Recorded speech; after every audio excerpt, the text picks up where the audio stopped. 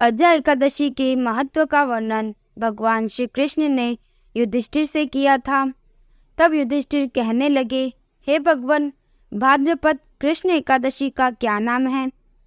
तब श्री कृष्ण ने कहा, इस एकादशी का नाम अजय एकादशी है। यह सब प्रकार के समस्त पापों का नाश करने वाली है। जो मनुष्य इस दिन भगवान ऋषिकेश की पूजा करता है, उसको वैकुंठ की प्राप्ति अवश्य होती है। अजय एकादशी का व्रत करने और अजय एकादशी व्रत कथा सुनने से मनुष्य के समस्त पाप नष्ट हो जाते हैं और अंत में उसे सद्गति प्राप्त होती है। अजय एकादशी की व्रत कथा। प्राचीन काल में हरिश्चंद्र नामक एक चक्रवर्ती राजा राज्य करता था। उसने किसी कर्म से वशीभूत होकर अपना सारा राज्य व धन त्याग दिया, साथ ही अपनी स्त्री, पुत्र तथा स्वयं को बेच दिया।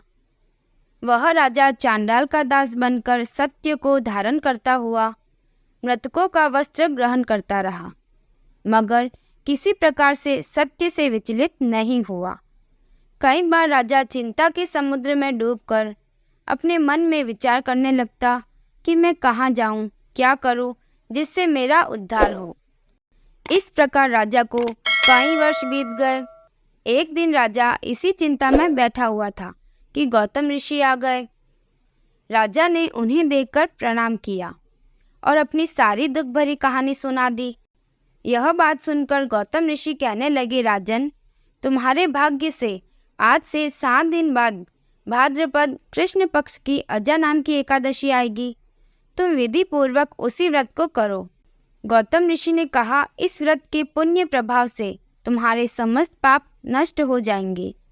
इस प्रकार राजा से कहकर गौतम ऋषि उसी समय अंतर्धान हो गए। राजा ने उनके कथनानुसार एकादशी आने पर विधि पूर्वक व्रत व जागरण किया। उस व्रत के प्रभाव से राजा के समस्त पाप नष्ट हो गए। स्वर्ग से बाजे बजने लगे और पुष्पों की वर्षा होने लगी। उसने अपने मृतक पुत्र को जीवित और अपनी स्त्री को वस्त्र और आभूषणों से युक्त देखा। व्रत के प्रभाव से राजा को पुनः राज्य मिल गया। अंत में वह अपने परिवार सहित स्वर्गलोक को गया। हे राजन, यह सब अजय एकादशी के प्रभाव से ही हुआ है। अतः जो मनुष्य यत्न के साथ विधि पूर्वक इस व्रत को करते हुए रात्रि जागरण करते हैं, उनके समस्त पाप नष्ट होकर अंत में वे स्वर्ग लोक को प्राप्त होते हैं। इस एकादशी की कथा के श्रवण मात्र से अश्वमेध यज्ञ का फल प्राप्त होता है।